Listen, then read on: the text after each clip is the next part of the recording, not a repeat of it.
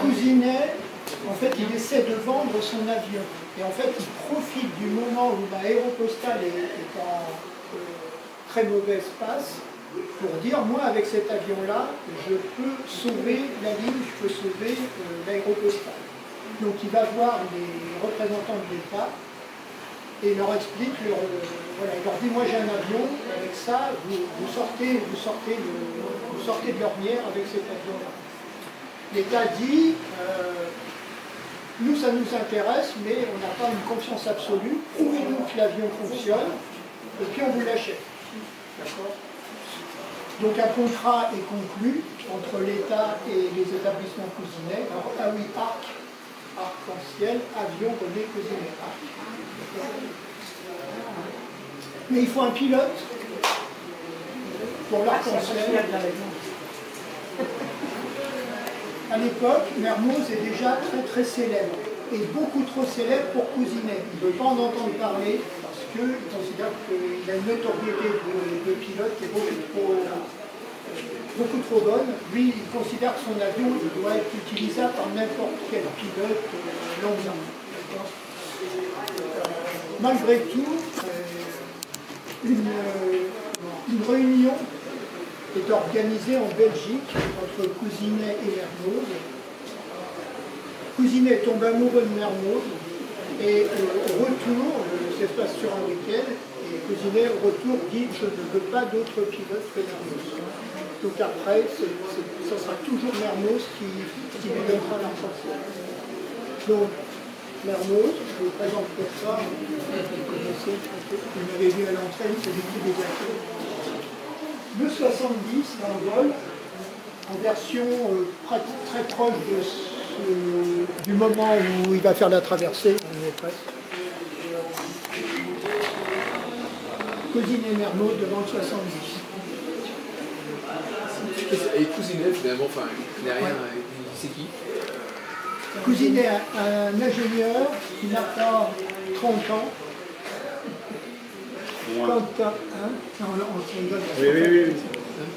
Et il n'a pas 30 ans, il est tout jeune, il sort d'Arts et Métiers, de l'école, il a fait Arts et Métiers, et il a fait à l'époque Super Héros, ça n'existait pas, mais c'est ce qui est devenu Super Héros de maintenant. Passionné d'aéronautique. Donc il n'avait pas fait d'armes avant, il est parti dans son projet. Oui, direct. Plus ça.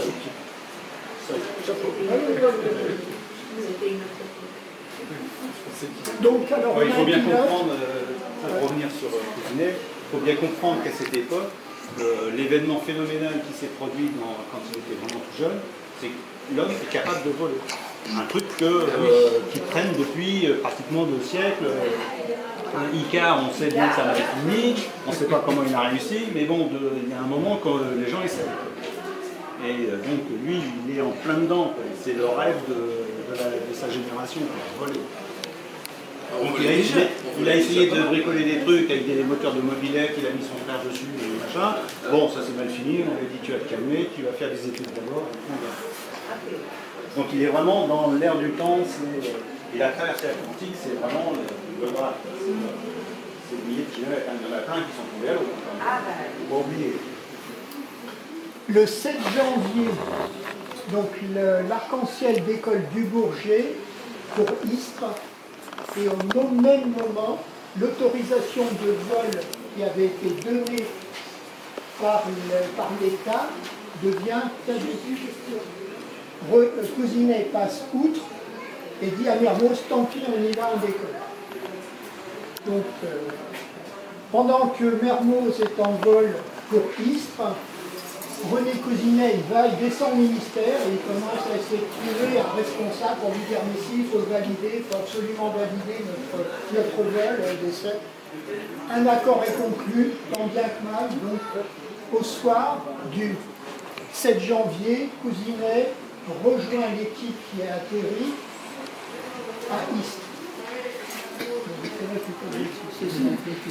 Bon, l'intérieur, petit gros plan sur le poste de pilotage du 70.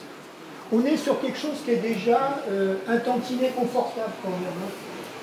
On est sur un truc étoffé, on n'est pas dans des avions avec un poste de pilotage ouvert, oui, type torpédo, ce qu'on appelle, où le visage est à l'air et on se prend toutes les effluves d'huile, d'air, etc. Donc, on est sur un truc quand même orienté confort.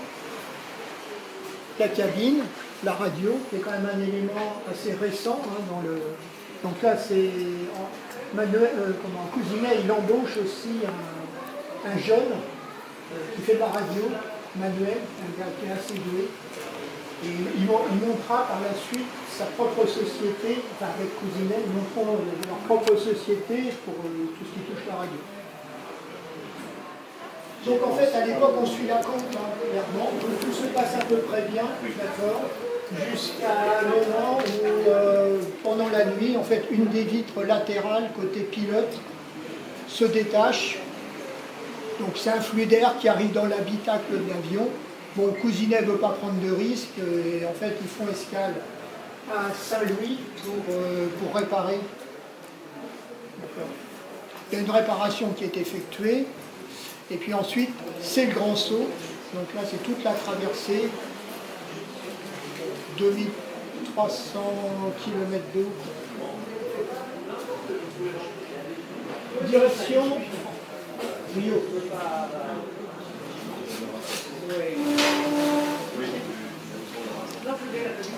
Donc pareil, l'arrivée à Rio, enfin, à chaque fois qu'il atterrit, c'est toujours un grand moment, forcément, ça véhicule quantité de monde qui vient applaudir l'avion, c'est toujours des moments très très importants. Le Brésil est quand même un pays développé à cette époque. Enfin, un petit peu baissé après, c'est revenu.